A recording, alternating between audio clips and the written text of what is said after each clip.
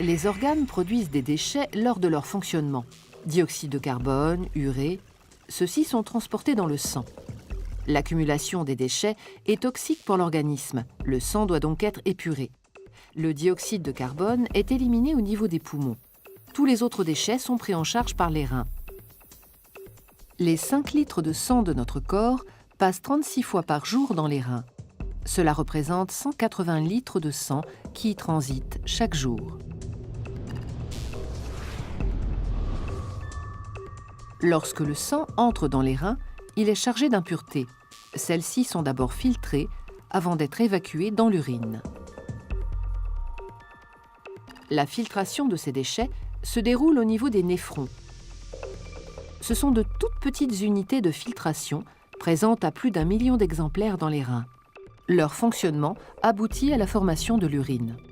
L'urine contient donc les déchets du sang, mais aussi et surtout de l'eau.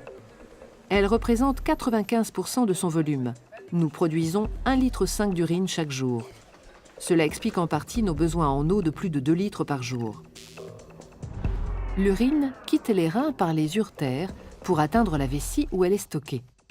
Lorsque le volume d'urine dans la vessie dépasse 200 ml, sa paroi se dilate, ce qui entraîne l'envie d'uriner.